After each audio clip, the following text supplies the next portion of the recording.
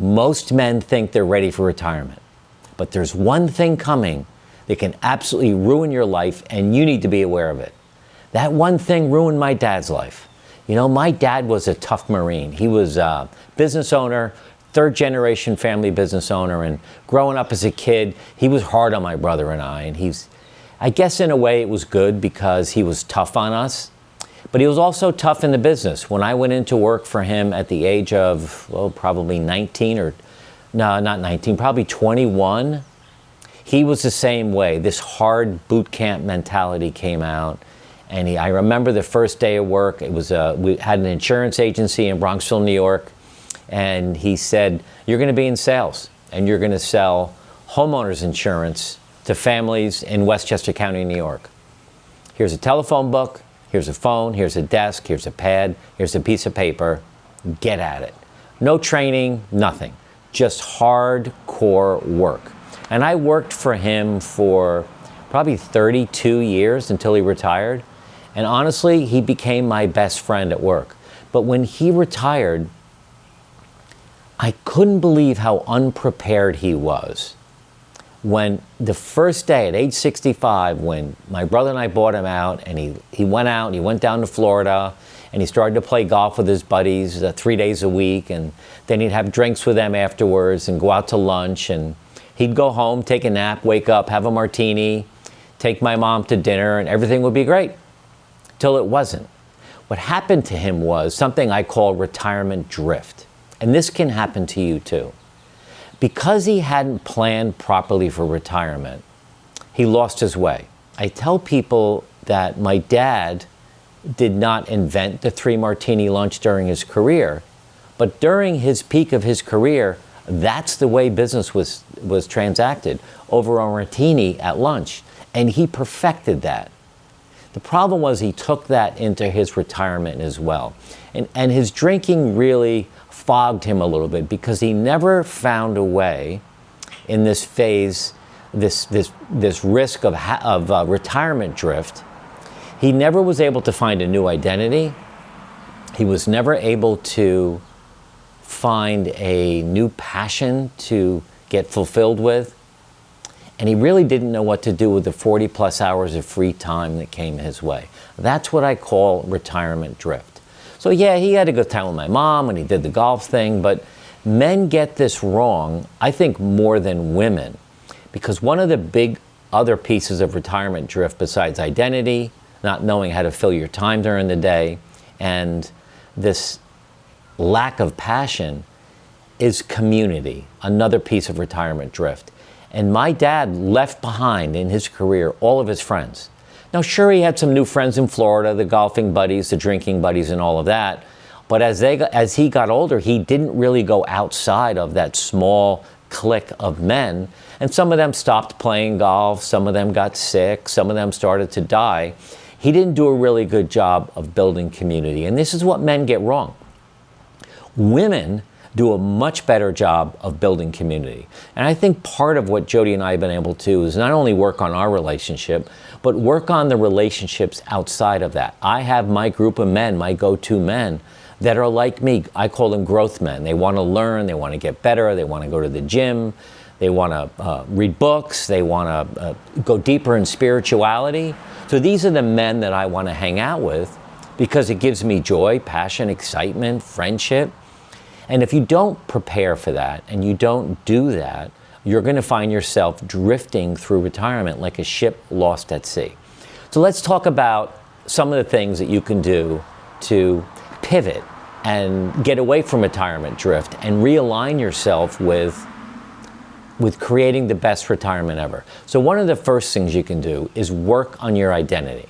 Now that sounds kind of like crazy, but my dad, his identity was tied into the family business. He was the CEO of the company, and that was his brand. He would walk into Rotary Club, he would walk into business meetings, he'd walk into networking meetings, and he was the guy. He was the guy behind the Rollins Agency, and that was his identity.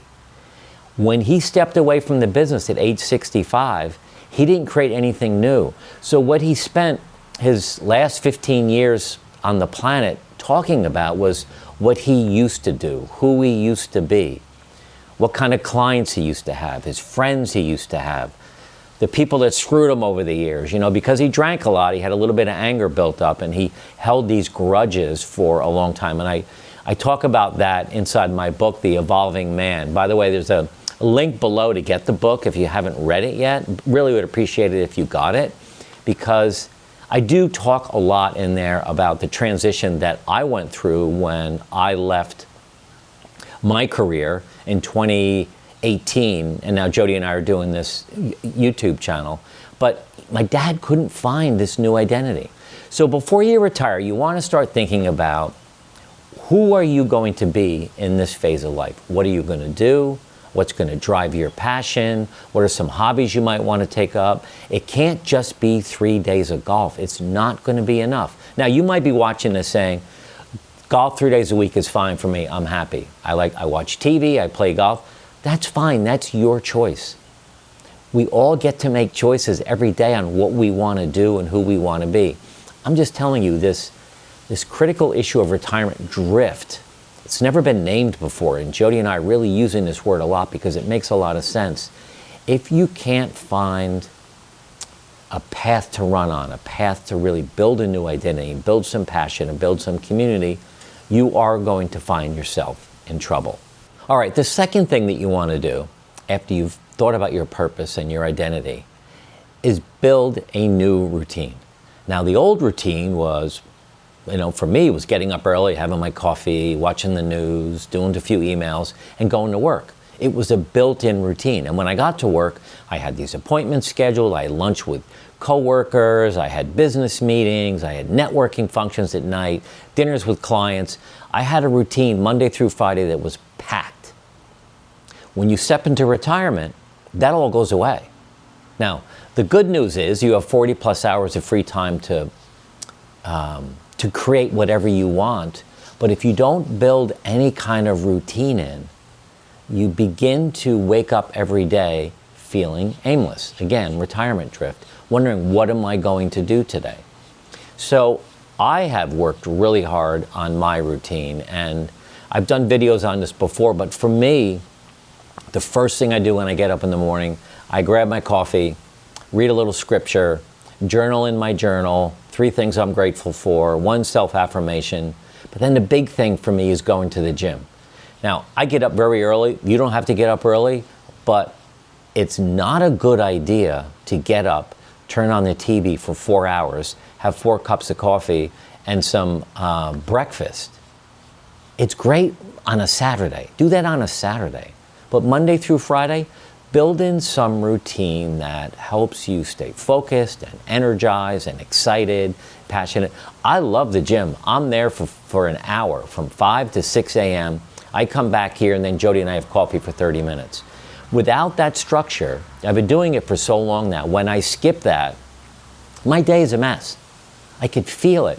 The second 5 o'clock comes along and I haven't gone to the gym, I know I made a mistake. So work on your purpose, build in some kind of routine. And the routine could be anything. It could be golf 3 days a week, but set some things in your schedule so that you've got some routine in your life. The third thing you want to do is prioritize your health.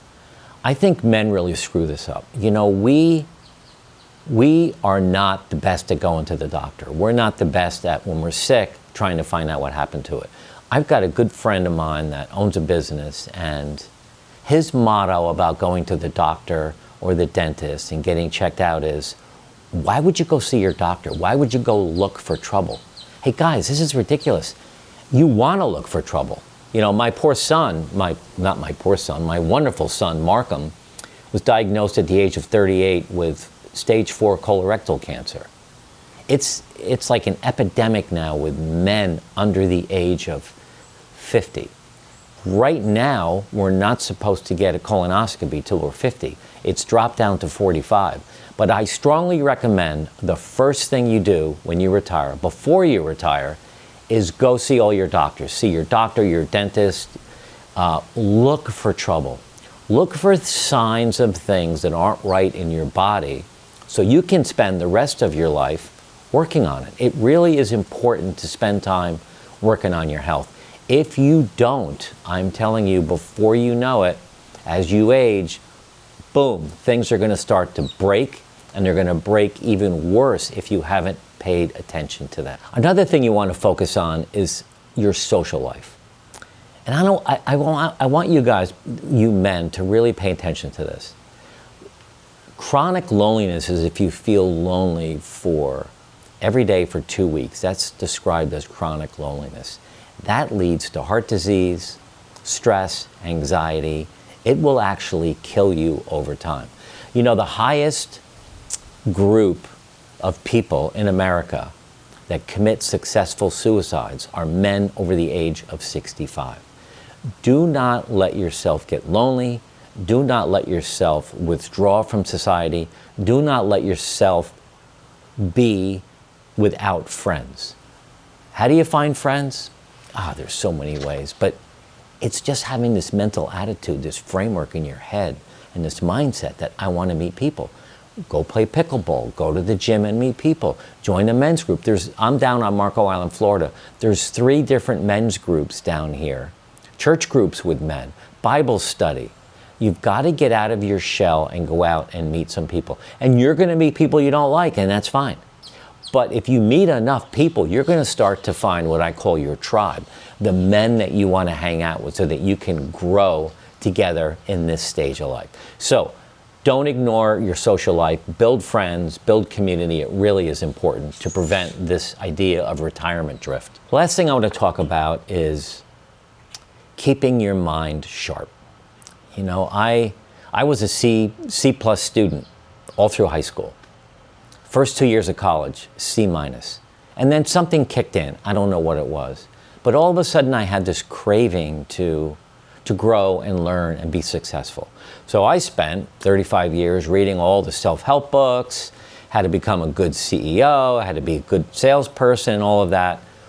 When you enter into retirement, if you've got those habits built in, don't stop. This is the greatest time of your life to actually learn and create, start a business. Do something to keep your mind sharp.